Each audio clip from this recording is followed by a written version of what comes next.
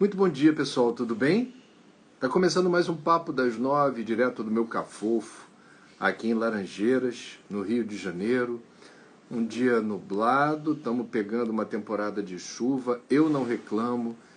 Eu aprendi a gostar de tempos nublados, friozinho, chuvinha. A natureza é sábia nas diversas estações, os diferentes climas têm o seu charme, a sua serventia, os seus inconvenientes. É do jogo, faz parte. Hoje, 8 de dezembro, dia de Nossa Senhora da Conceição, aniversário da minha mãezinha, que chamar-se-ia Conceição, mas os meus avós, na última hora, decidiram batizá-la como Márcia. E ela brincava dizendo que gostava do nome que tinha, que preferia, segundo ela, chamar Márcia. Saudade da mãezinha, onde tiver, beijo no coração, parabéns. Não esquecemos. Há minutos de sabedoria.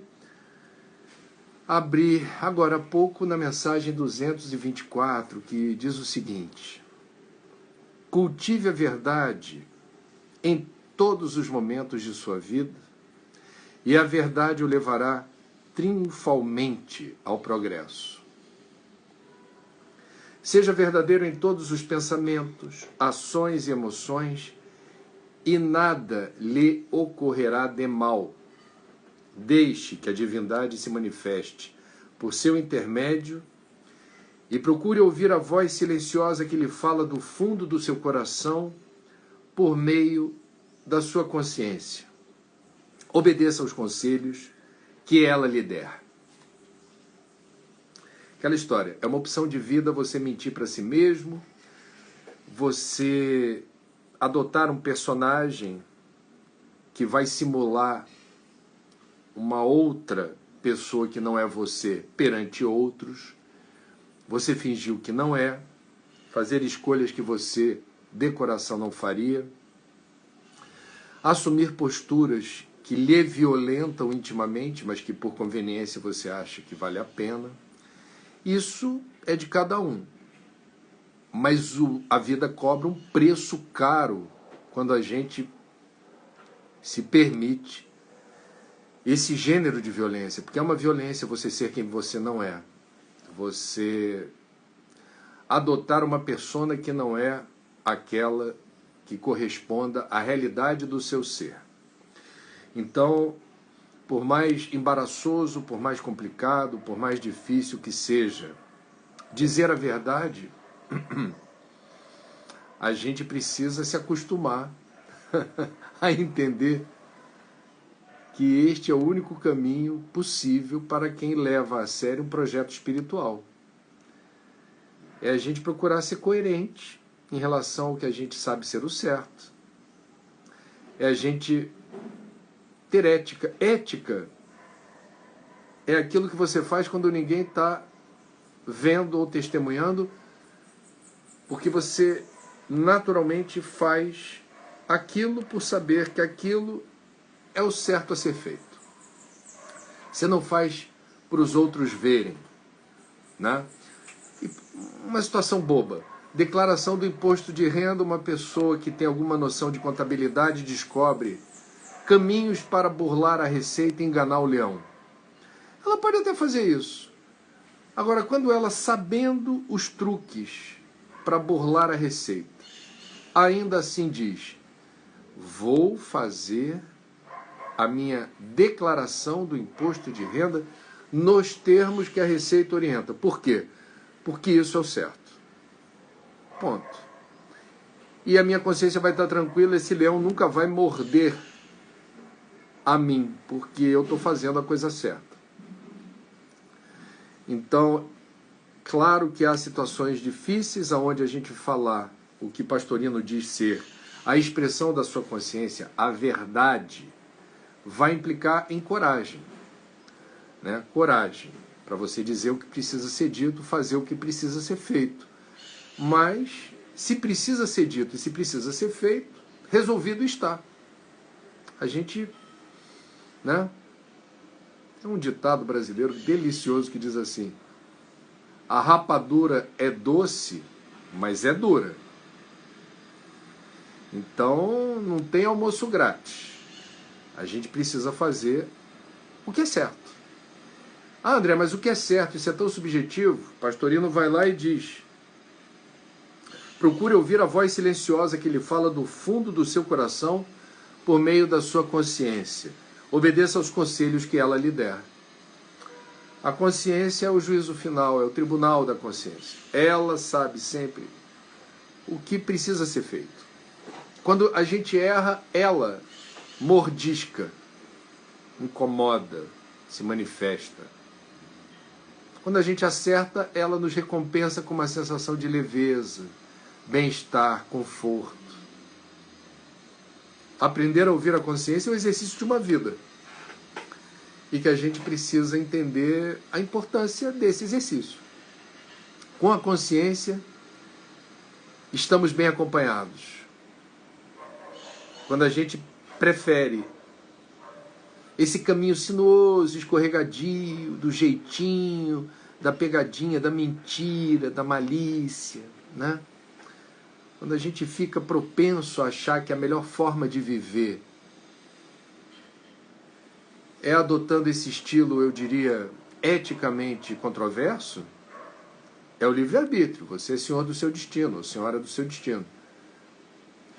Mas a vida haverá de cobrar um preço, porque não tem escapatória. A verdade, ela apresenta caminhos muito mais luminosos, auspiciosos do que a mentira. Eu gostaria de recomendar, eu não sei se será acessível a todos, mas uma organização voluntária alemã chamada Heinrich Böll, está aqui o nome, lançou o Atlas do Plástico 2020, fatos e números sobre o mundo dos polímeros sintéticos, que é o que o plástico tecnicamente significa. É assustador a gente constatar o impacto causado pelos plásticos descartáveis no planeta. Um dos capítulos, esse aqui, ó, Por que o mundo está chafurdando no lixo? E quando a gente tem consciência do que está acontecendo, a gente pode fazer a diferença corrigindo o rumo, substituindo o plástico descartável por outras coisas, fazendo a diferença no varejo e no atacado, conhecendo o tamanho da encrenca que está colocada aqui a partir dessa guinada que a gente precisa dar. A gente precisa dobrar uma esquina. Reciclagem não é a única solução. Aliás, não é a solução. Não adianta dizer, é só reciclar, não. Reciclagem tem suas limitações e tem seus impactos. E aí a gente precisa buscar novas tecnologias, novas formas de substituir aquilo que é descartável. A cultura do descartável, o tsunami plástico, ó, é uma encrenca monumental. O mundo está sendo transformado numa lixeira plástica e a gente precisa ter consciência disso para não replicar isso. Lembrando que eu já tinha recomendado aqui um livro, Chega de Plástico, 101 maneiras de se livrar do plástico e salvar o planeta. A gente nunca pensou tanto em soluções para o plástico. Existe, inclusive, mundo afora, existem leis restritivas à circulação do plástico descartável. No Brasil, ainda que de forma incipiente, temos, por exemplo, Rio de Janeiro e São Paulo com legislação restritiva a sacolas plásticas descartáveis e a canudinhos plásticos. É um começo, é pouco. Mas a gente precisa fazer escolhas para banir o plástico descartável. O plástico que não é descartável é uma baita invenção. É motivo de orgulho para a nossa espécie. O plástico descartável é uma encrenca, uma maldição e precisa ser encarada de frente. Temos alternativas, vamos buscá-las. Minha sugestão de doação para hoje está no Stories do Instagram. Eu deixei lá para quem quiser. Há uma vaquinha digital em favor das famílias da Rebeca e da Emily, meninas de 4 e 7 anos, de famílias muito humildes, barbaramente atingidas por um tiro de fuzil que transfixiou as duas, uma no tórax, a outra na cabeça. São duas famílias, mas elas são primas, né? Então,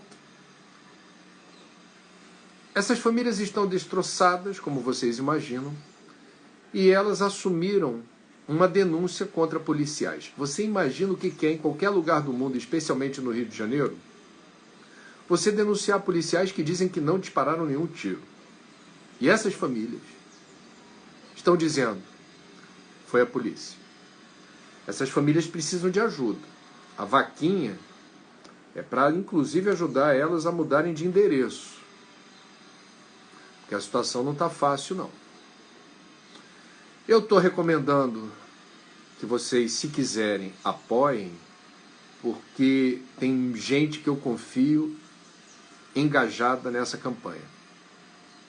Uma delas é o Renê Silva, do Voz das Comunidades, do Complexo do Alemão. Então, quem, porventura, quiser se solidarizar desta forma, dessa maneira, ajudando essas duas famílias, da Rebeca e da Emily,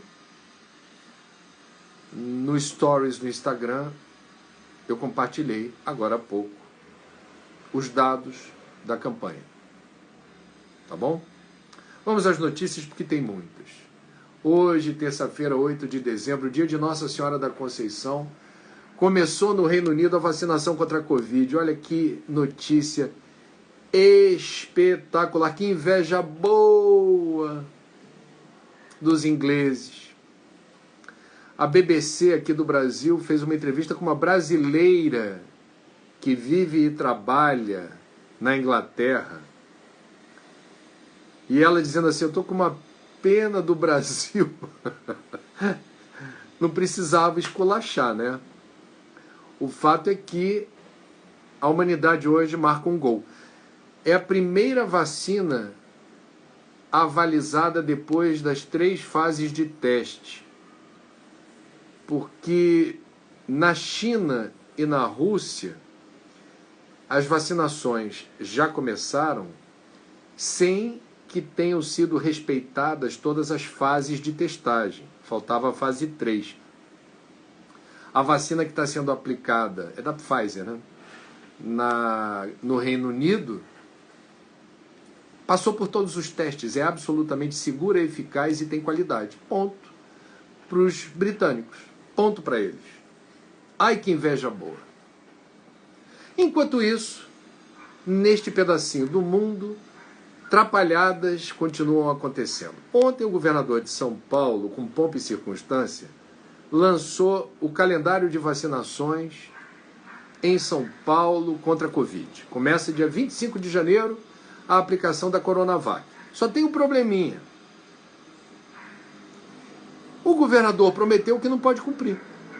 Porque não depende dele aplicar a vacina sem a bênção, sem o sinal verde da Anvisa. O que me pareceu, vou manifestar uma opinião, política no pior sentido da palavra. Botou pressão no governo federal dizendo assim, eu já fiz aqui meu calendário, se a Anvisa não licenciar, o problema é de vocês. Isso acontece aonde falta razoabilidade, sensatez, diálogo, espírito público.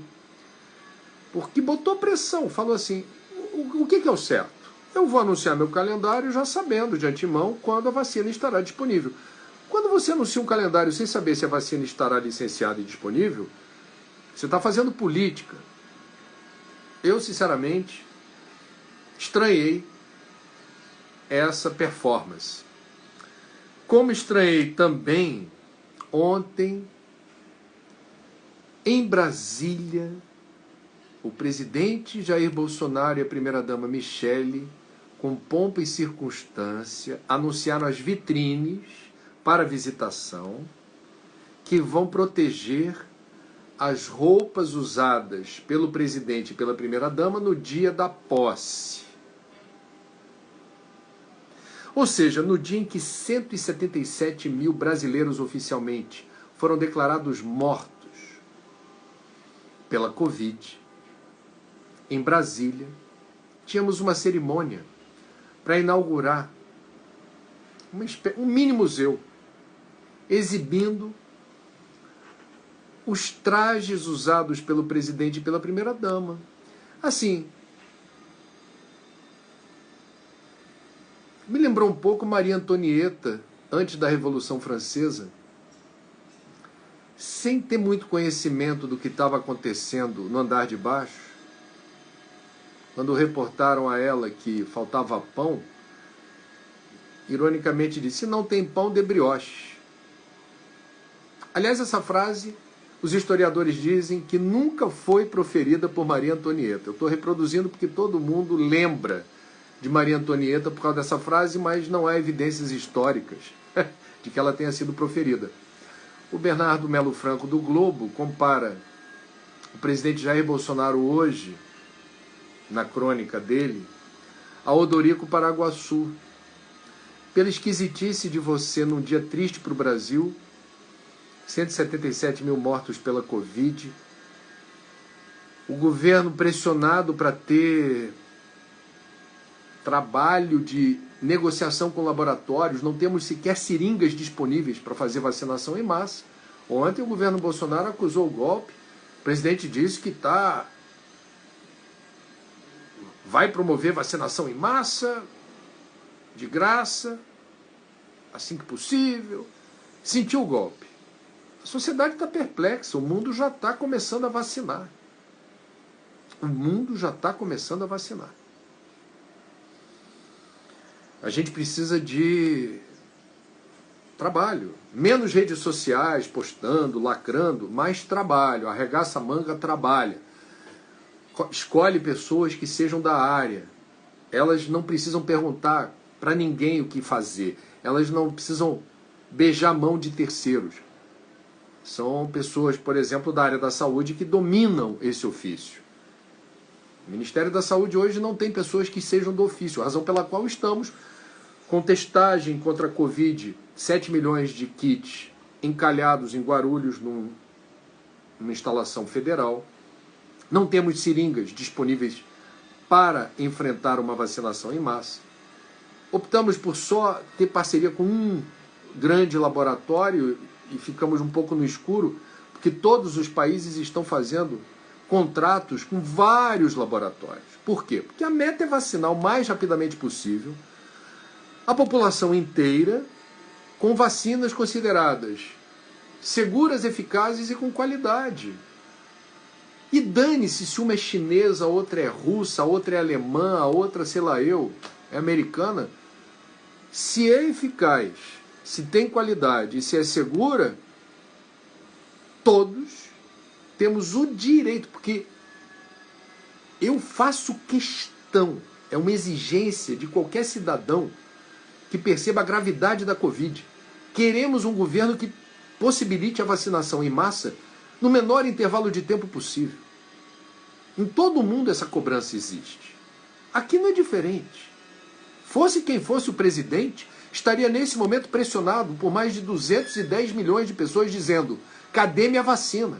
Eu quero vacinar, eu não quero mais ficar refém de uma pandemia se há a cura, que seria a imunização.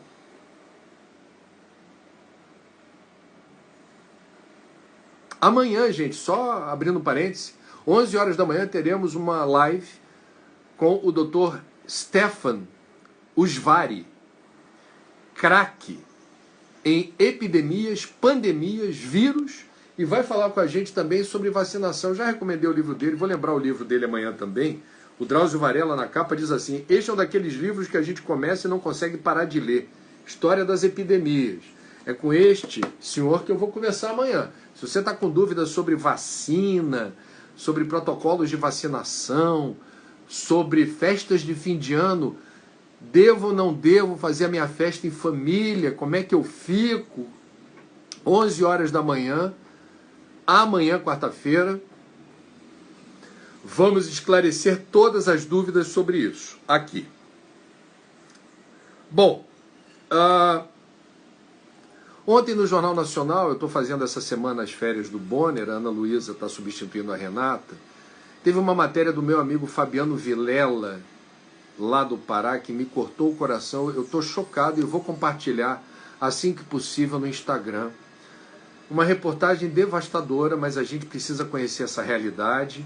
Um trabalho da Fundação Oswaldo Cruz, no Pará, medindo a quantidade de mercúrio que indígenas de 3 aldeias diferentes do povo Munduruku, no Pará, que estão, historicamente, sempre ficaram às margens de um rio que, a alguns quilômetros de distância, o garimpo ilegal no território Munduruku despeja toneladas de mercúrio no rio. Toneladas de mercúrio no rio. O governo não faz nada. O governo não faz nada. Aí a Fiocruz foi lá e detectou a presença de mercúrio em taxas alarmantes nos corpos dos indígenas. De cada 10 indígenas, 6 registram a taxação de mercúrio muito acima do normal. Isso significa uma intoxicação incurável. O mercúrio é metal pesado bioacumulativo. Ele entra e não sai. Não tem cirurgia, não tem remédio, não tem soro, não tem o que fazer. O mercúrio entra, não sai. Ele se agrega aos tecidos. E ele determina graves consequências nos sistemas respiratório, nos rins e principalmente no sistema neurológico. Eu estudo meio ambiente há pelo menos 30 anos.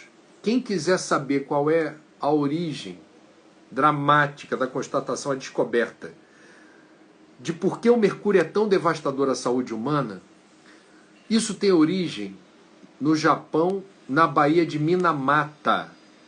Fábricas despejavam mercúrio na Baía de Minamata.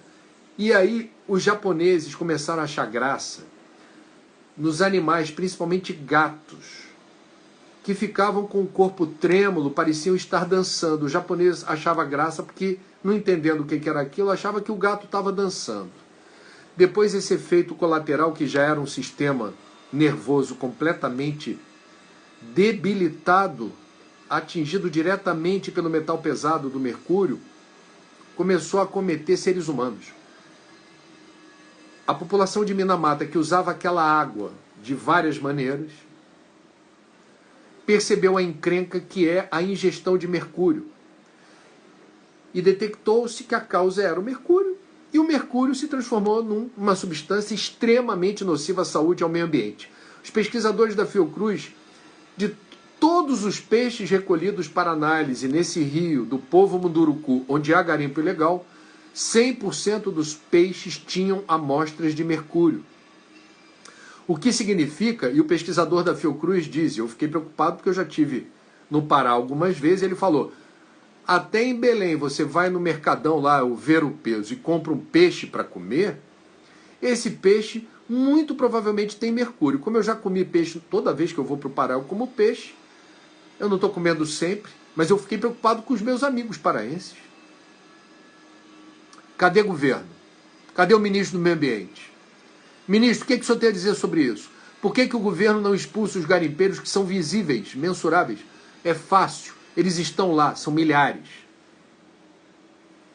Pelo amor de Deus, para isso serve o governo. Esses garimpeiros estão em situação absolutamente irregular, não apenas por lançar mercúrio no rio, o que é proibido em qualquer lugar do Brasil, mas eles estão em território indígena homologado. As gerações futuras desses curuminzinhos, a mãe tem mercúrio. O pesquisador da Fiocruz explicou na matéria, ela é engravida, tem um filho que vem ao mundo com mercúrio. Esse filho, se tiver outro filho, terá mercúrio. Mercúrio, como disse, ele fica entranhado. É inacreditável. Cadê governo? Eu pago imposto e pago taxa para ter governo. E governo serve, entre outras atribuições, para combater ilegalidades. Garimpo ilegal em território indígena, destruindo a fauna, a flora e a qualidade da água, determinando sequelas em múltiplas gerações de pessoas que se intoxiquem por metal pesado. É um absurdo completo. E 16% das crianças que foram analisadas pelos pesquisadores da Fiocruz já registram problemas de coordenação motora e fala. O que vocês acham disso? Isso é o Brasil de hoje, no estado do Pará, com garimpeiros ilegais despejando mercúrio no rio, prejudicando a fauna, a flora, a saúde humana, as águas. Cadê governo para expulsar esse povo? Bom, para terminar, antes de passar para as perguntas, é sempre bom quando vocês mandam as proposições de reflexão de vocês, se possível sempre dizendo de onde são, ok? Hoje completam-se 1000 dias do assassinato da vereadora Marielle Franco e de seu motorista Anderson Gomes. 2 dos assassinos foram presos, mas uma pergunta continua sem resposta. Aliás, 2. Quem mandou matar a Marielle e por quê? Antes que alguém diga, banalizando o crime, mas todo dia tem gente morta, por que eu vou me preocupar com a Marielle? Bom, eu vou explicar. Marielle Franco era uma vereadora assassinada no exercício da função. Foi um crime político, um crime contra a democracia, ainda sem solução completa. Quem mandou matar e por quê são perguntas importantes. A revista Veja, com exclusividade, hoje traz a informação de que 2 milicianos ligados ao chamado Escritório do Crime, que é um braço da milícia do Rio de Janeiro que recebe encomendas para eliminar pessoas, 2 milicianos, 20 dias depois do resultado das eleições de 2016, se filiaram ao PSOL. Os investigadores da polícia dizem que o objetivo dessa filiação era observar de perto a movimentação dos parlamentares, eventos, deslocamentos, viagens, para onde eles vão, hábitos. E os investigadores entendem que a probabilidade do assassinato de Marielle Franco estar associado a uma intimidação contra Marcelo Freixo, hoje deputado federal, 10 anos atrás deputado estadual, relator da CPI das milícias, que incomodou e continua incomodando. Ele é um dos parlamentares que incomodam bastante essa máfia que se infiltra no Estado brasileiro, nos níveis municipal, estadual e federal, cometendo toda sorte de crimes. Toda sorte de crimes. A viúva de Marielle, Mônica Benício, elegeu-se vereadora agora, nas últimas eleições, com uma votação expressiva, para manter o legado de Marielle, que destoava do típico político brasileiro. O típico político brasileiro é homem, branco, rico e heterossexual. Marielle era mulher, negra, da favela da Maré e bissexual. E do PSOL. Aí ela incomodou o establishment, né? Incomodou. Agora, o assassinato bárbaro chamou a atenção da comunidade internacional. A Anistia Internacional cobra uma solução. Não existe crime perfeito. Não existe crime perfeito. Precisam resolver esse crime. E só lembrando, o Jornal Extra trouxe uma reportagem muito comovente falando que a viúva do Anderson Gomes agora vem cuidando sozinha do filho do casal, 5 anos de idade aproximadamente, que é portador de deficiência, exige cuidados especiais. Olha a situação. Bom, vamos em frente. Não dá para deixar de cobrar. Foi um crime político. O Brasil não pode ser um país que acoberta terrorismo político. Não pode. Bom.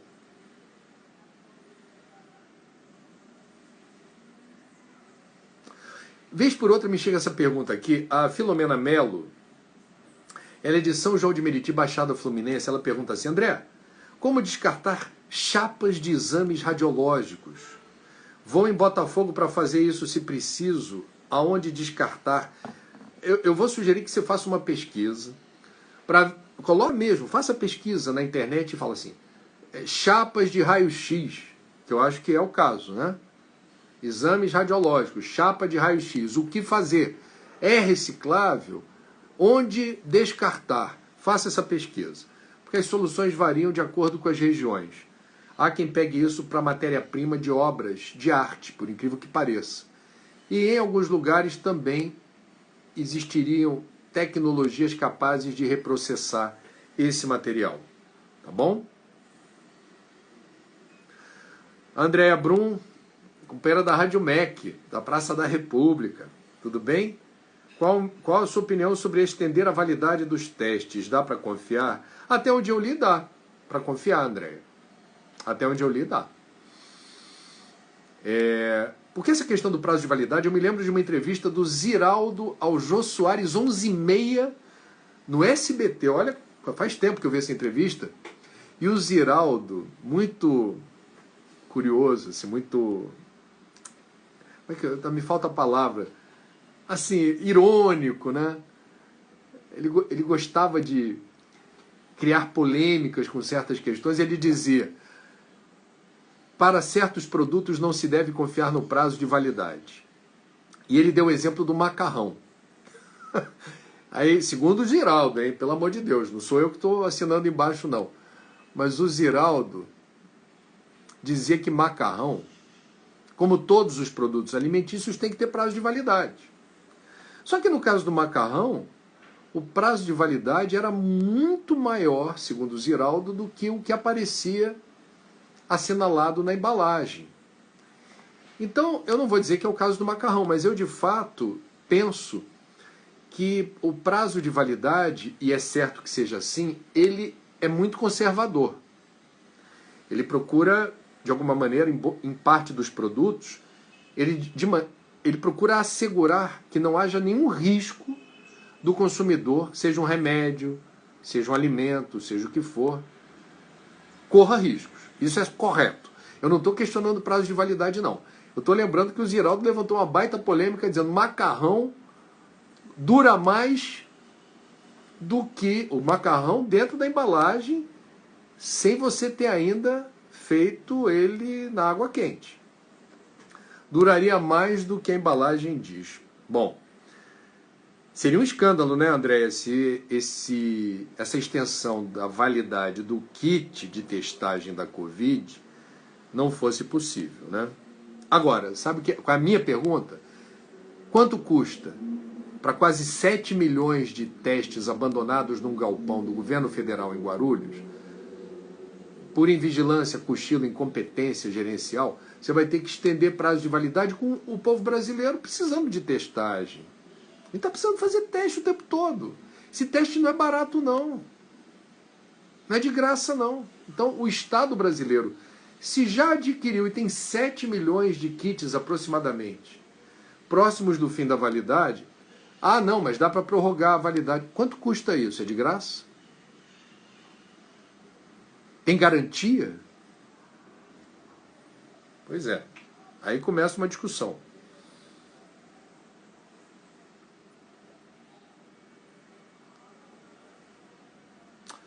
Luísa de Miranda Lemos é do Rio de Janeiro. Ela diz assim: autoconhecimento, auto-perdão e auto-amor são caminhos para o desafio de perdoarmos esses que sustentam o atual governo? Olha, vamos lá. A questão não é... Em todos os tempos, quem está no poder vira vidraça.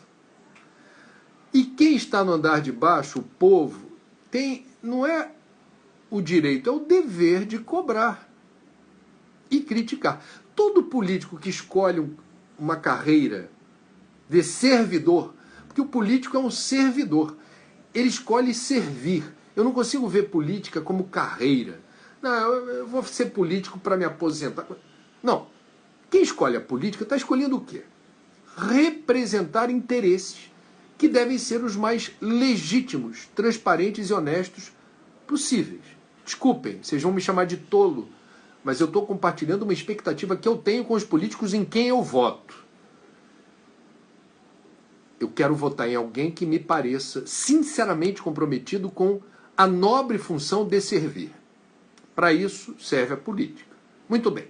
Isto posto, quando a gente fala de perdoar o governo tem que ser perdoado, o governo tem que ser cobrado. As pessoas, assim, às vezes a gente confunde questões.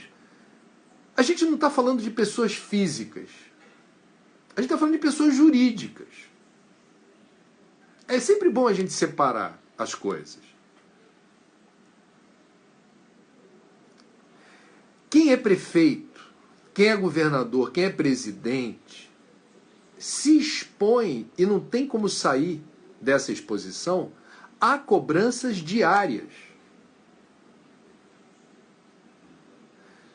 E precisa ser cobrado. Democracia é panela de pressão. Essa história de perdoar parece assim, perdoa porque eu estou cobrando, perdoa porque eu estou exigindo. Não é. Eu não tenho que ter, eu diria, pudores, constrangimentos de cobrar nada. Eu vou cobrar sim. Não tem aquele ditado que diz, ajoelhou tem que rezar? Quem escolhe ser político tem que estar preparado para exercer uma função pública num país com tantas urgências, tantas prioridades. E quando o político acerta, ele merece ser reconhecido pelos acertos. Quando o político erra, ele merece ser cobrado, advertido, criticado pelos erros. Isso é democracia. A gente não pode ficar com pudores assim, porque eu sou cristão, perdoai não 7, mas 77 vezes. Gente, não confundam as coisas. E é perfeitamente possível cobrar com educação, com ética, com elegância, mas é fundamental cobrar. É do jogo democrático a cobrança. A cobrança é o óleo lubrificante das engrenagens que fazem um país andar para frente. Porque se a gente fosse um monte de mosca morta, um monte de vaquinha de presépio, comportadinho ali, sabe, inerte, que fica esperando acontecer apenas, a gente estava muito ferrado. E não é por esse governo, é por qualquer governo.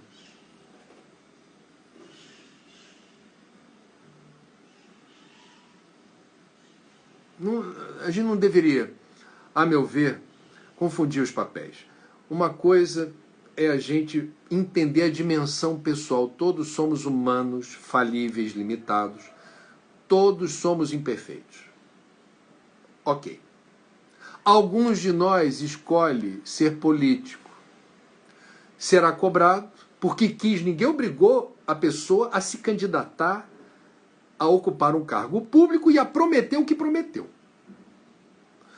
Quando chega lá, onde é lá? Lá é no espaço, no locus, aonde decisões interferem nos interesses coletivos de um país inteiro, se for o caso do presidente, de um estado inteiro, se for o caso de um governador, de um município inteiro, se for o caso do prefeito. Será cobrado. Não é feio cobrar. Não é feio criticar. Muito menos elogiar. Democracia sem pressão não funciona. Não funciona. É uma pressão que faz bem. Para o governante honesto. Porque o governante honesto já sabe, olha, eu sou falível, eu tenho problemas. Quando você tem o povo reclamando, instituições, associações, fundações, organizações vocalizando queixas, opa, que bom, tem alguém para me lembrar, é meu grilo falante. Tem alguém dizendo que tem algo errado, deixa eu checar, se tiver errado eu tenho que consertar, pô. Óbvio. Ué. E olha só, Silene Vilas Boas é da Bahia, está me trazendo aqui uma questão, ó. Você aconselhou a não usar a internet na hora de dormir, André. Meu papo das 9 costuma ser às 10 da noite quando me deito para dormir. Eu coloco no YouTube para ouvir um papo edificante, relaxo, cresço e pego um bom sono. Eu li só a primeira frase, eu falei, ela vai me dar uma cacetada, porque eu atrapalho. Ainda bem que você consegue dormir depois do papo das 9, eu fico feliz. Viu, Silene, ó, um beijo nesse povo querido da Bahia, tantos amigos que eu tenho por lá. Nossa, que terra boa. Terra boa. As melhores lembranças que eu tenho da Bahia. Por tudo. E obrigado aqui pelo teu comentário, tá? Olha, esse é outro ponto grave que eu li. A Janaína Dias, do Rio de Janeiro, está trazendo. Está dizendo que o governo federal deixou vencer o contrato que fornecia testes de HIV, AIDS e hepatites virais. E o que pode ser feito? É o que eu estou dizendo. Olha, eu não sou da área da saúde. Se eu fosse ou prefeito, ou governador, ou presidente, eu teria que ter secretarias municipais ou estaduais, ou Ministério da Saúde, certo? Bom, quem que eu vou escolher para ser ministro da Saúde é o secretário estadual ou secretário municipal? Alguém que entenda. Porque se tem alguém que não entende, esse tipo de problema acontece. Por incompetência gerencial. Eu quero crer que seja incompetência. Não posso acreditar que tenham agido deliberadamente esperando vencer o prazo para dar assistência a quem tem hepatite viral ou HIV. Não posso acreditar nisso. Então veja, mais uma vez, ninguém governa sozinho. Você precisa de uma equipe. Quem que você vai escolher? Os melhores. E vamos combinar, o Brasil é um país continental, densamente povoado, que tem quadros técnicos maravilhosos. É surpreendente que o Brasil, apesar da pouca importância dada à ciência e tecnologia, mas com tantas figuras luminares, não tenhamos ainda ganhado um Nobel. Em qualquer área. Então não é por falta de quadros técnicos competentes. Se escolhe alguém da área da saúde que tem na biografia e no currículo esse vínculo, dificilmente, eu não consigo imaginar que um contrato dessa importância vencesse, expirasse sem renovação, deixando tanta gente na mão. Sinceramente. Senhor Weimaraner. André, onde encontra a pesquisa da Fiocruz sobre o mercúrio na comunidade indígena? Bom, primeiro você vai lá na página do Jornal Nacional, assista a reportagem do Fabiano Vilela, porque lá ele dá pistas. Ele fala da Fiocruz, fala do WWF. Você pode entrar no site da Fiocruz ou no site do WWF, ou faz uma pesquisa colocando esses ingredientes. Pesquisa Fiocruz Mercúrio Pará, ou Mercúrio Munduruku com K, KU. É possível que você chegue na pesquisa inteira. Marilda Elias. André, estou preocupada com os efeitos colaterais da vacina. Poderemos ter surpresas a médio e longo prazo? Bom, por que existem testagens? Primeira, segunda e terceira fase de testes. Para você, usando os domínios da metodologia científica, aferir, vou repetir, segurança, eficácia e qualidade. Já temos tantas vacinas, por que agora é que você vai se preocupar com a história da Covid?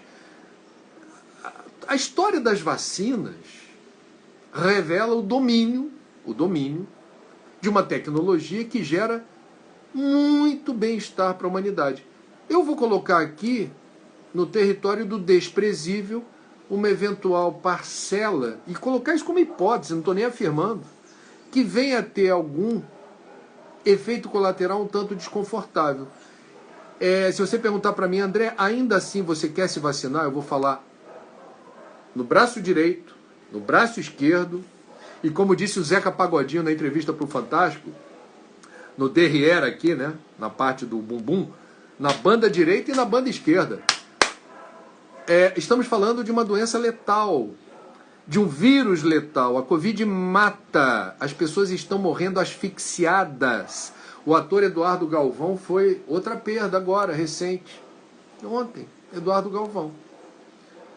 Morreu de Covid. Olha os nomes, assim, a gente está falando de 177 mil pessoas no Brasil. Aí você vai ficar preocupada com, eu diria, um percentual eventualmente desprezível de pessoas que possa registrar, vamos colocar isso como uma hipótese. Ah, eu tive um enjoo. Ah, eu tive uma vermelhidão na pele. Pelo amor de Deus. É aquela história.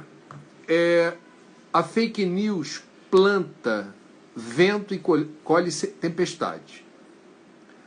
A avalanche de fake news contra vacinas explica o retorno do sarampo ao Brasil e o risco da gente voltar a ter crianças com poliomielite. É inacreditável que o Brasil corra esse risco por causa desses cretinos que espalham fake news.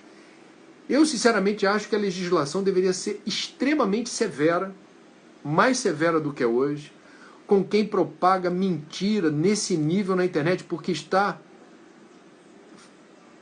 vulnerabilizando pessoas que podem acreditar nessa lorota e deixam de se vacinar e morrem ou ficam sequeladas. Quando eu falo sequelada, aí sim, eu não estou falando de risco da vacina causar uma reaçãozinha. O que significa uma sequela de Covid? Não morri, beleza, mas você pode ficar sem olfato, sem paladar, você pode ter problemas neurológicos, problemas cardíacos e disfunção erétil. Comentei ontem, a nova descoberta da Covid. A pessoa pode deixar de ter uma vida sexual como ela vinha tendo antes. É um problema novo. E perda da capacidade respiratória, que é a sequela mais frequente.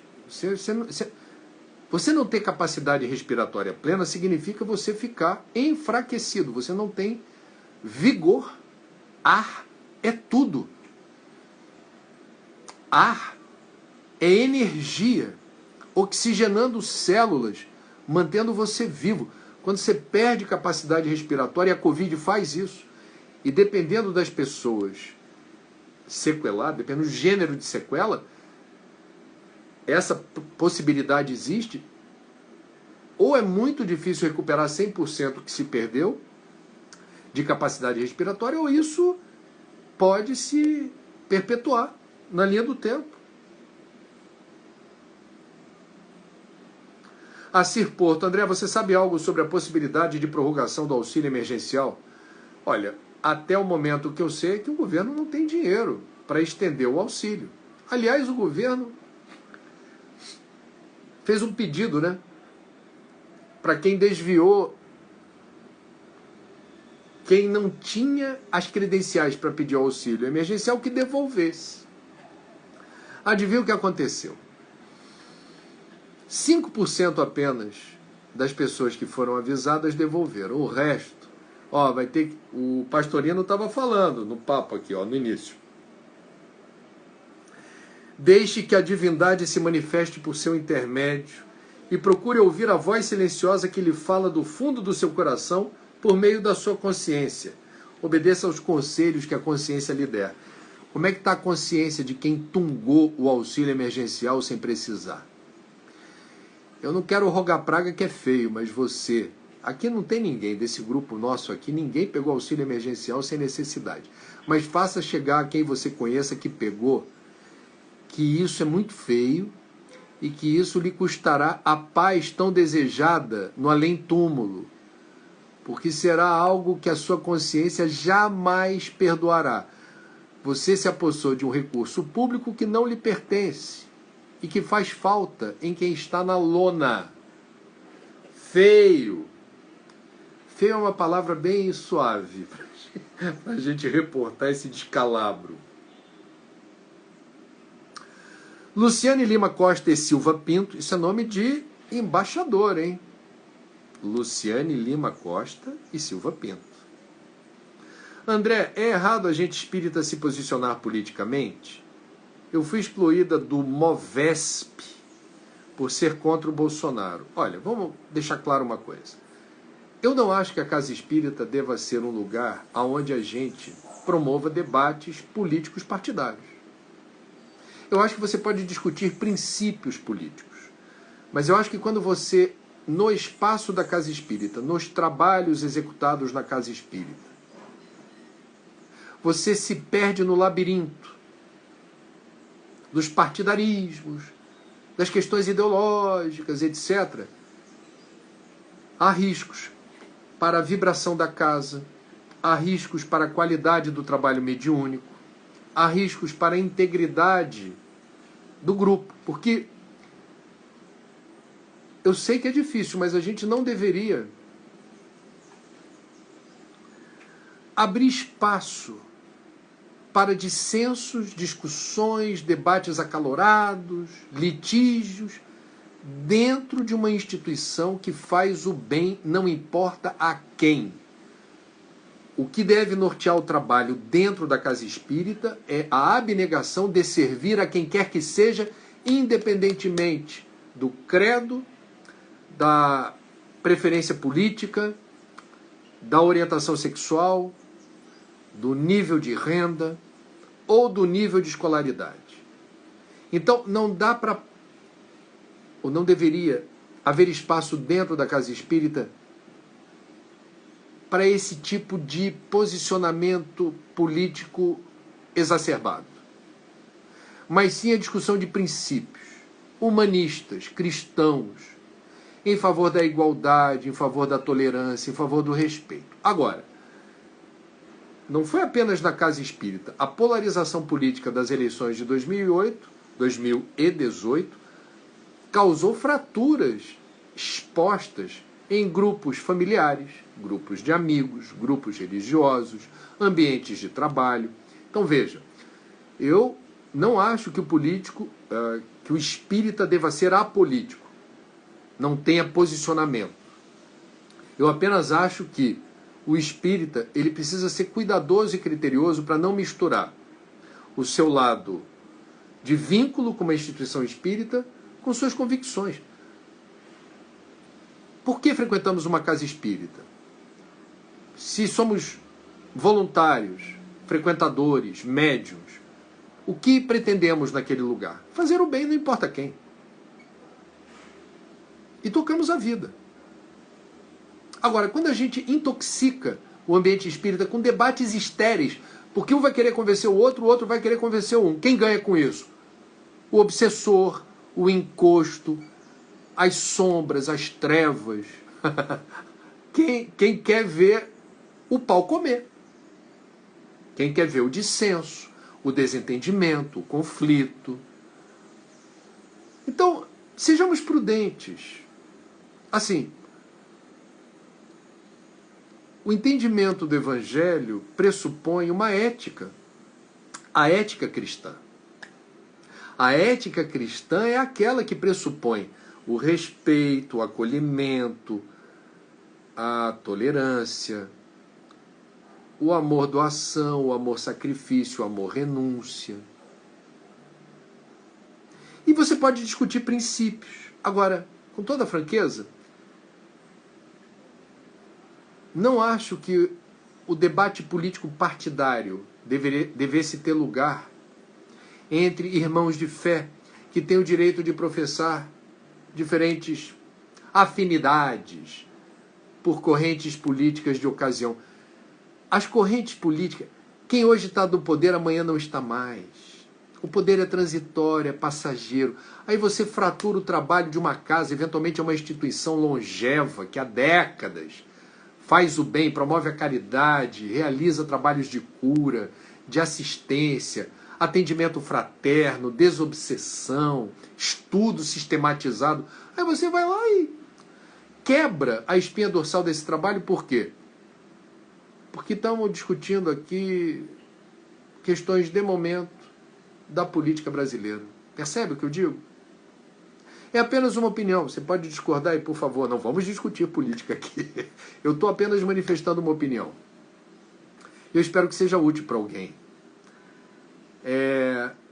Antes de entrar na casa espírita, que a gente desarme o espírito. Desarme. Você vai entrar numa igreja, desarme o espírito. Você vai entrar numa igreja protestante ou católica, desarme. Num templo de Umbanda ou Candomblé, desarme. Numa sinagoga ou numa mesquita, num templo budista, desarme seu espírito. Os 12 apóstolos de Jesus eram absolutamente diferentes uns dos outros e os 4 evangelistas não narraram igualzinho as mesmas histórias. Nós somos diferentes e isso não faz de nós inimigos ou adversários. Pensem nisso. Meus amigos, amanhã tem Papo das 9 e amanhã às 11 da manhã todas as dúvidas sobre vacina, sobre efeito colateral de vacina, sobre enfrentamento da pandemia no Brasil, sobre risco de novas pandemias. A gente vai tratar numa live com o Dr. Stefan Usvari, craque do assunto. Lançou recentemente um livro elogiadíssimo pelo Dr. Drauzio Varela, com muitos esclarecimentos apropriados para esse momento. Fiquem com Deus até amanhã, se Deus quiser. Força, coragem e fé, protejam-se, protejam-se. Chegamos até aqui, não vamos morrer na praia, protejam-se. Morrer não, desencarnar.